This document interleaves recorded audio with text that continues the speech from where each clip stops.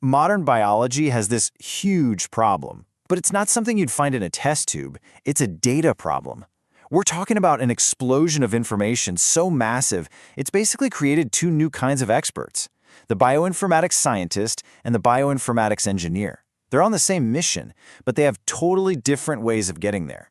So let's break down who they are, what they do, and why their partnership is literally shaping the future of medicine. So just how big of a problem are we talking about here? Well, thanks to these incredible advances in gene sequencing, we're generating biological data at a mind-boggling rate. It's a genuine tsunami of information, and it's completely overwhelming the old-school ways of doing research. To really put this into perspective, let's just look at one person. A single human genome is made up of about 3 billion base pairs. That's the entire instruction manual for a human being. It's like trying to find a single typo in a book that has 3 billion letters. Pretty crazy, right? Okay, now let's scale that up. Just one research project, the Cancer Genome Atlas, generated over 2.5 petabytes of data. I mean, that number is almost impossible to wrap your head around. For context, 1 petabyte is 1 million gigabytes. This isn't just a big data problem, folks. This is a monumental one. And this right here perfectly illustrates the core issue. A biologist with a microscope, no matter how brilliant they are, simply can't process all this. We needed a whole new kind of professional, someone who lives at the intersection of biology, computer science, and statistics, and that's where the bioinformatician comes in. But here's the thing. Even inside this new field, the needs are so diverse that two major specializations have popped up to tackle the data challenge from different angles. You've got the Bioinformatics Scientist and the Bioinformatics Engineer. They share one mission, but believe me, their approaches are fundamentally different. Honestly, the simplest way to think about it is why versus how. The bioinformatics scientist is laser-focused on the why. They're the ones digging into the data to figure out what it all means biologically. The engineer, on the other hand, is all about the how. They build the tools, the software, and the pipelines that make the scientist's work even possible to begin with. This quote from a professional really just captures the soul of the scientist's role, doesn't it? You can feel that deep curiosity, that hunger for intellectual exploration, and the need for time to just think and chase down a hunch. And here's the other side of that coin, the same person explaining why they're pulled towards engineering. It's so practical, so goal-oriented. The satisfaction isn't just in the discovery itself, but in creating a functional, efficient tool that lets other people make their own discoveries. So, let's take a closer look at the scientist's world.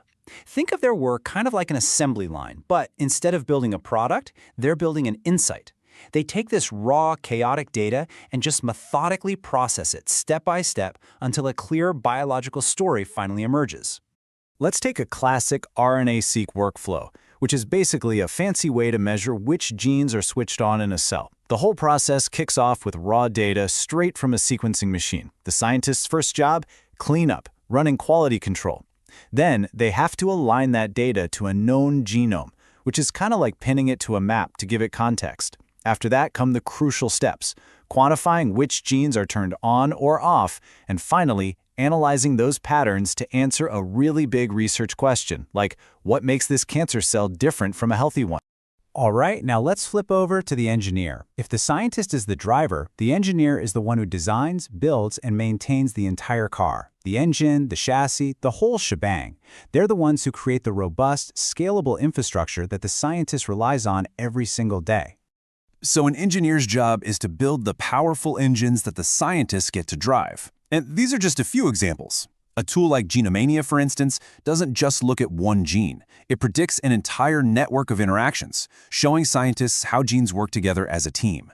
The engineer's role is to build these incredibly complex tools and make sure they run smoothly, even when you're throwing massive data sets at them.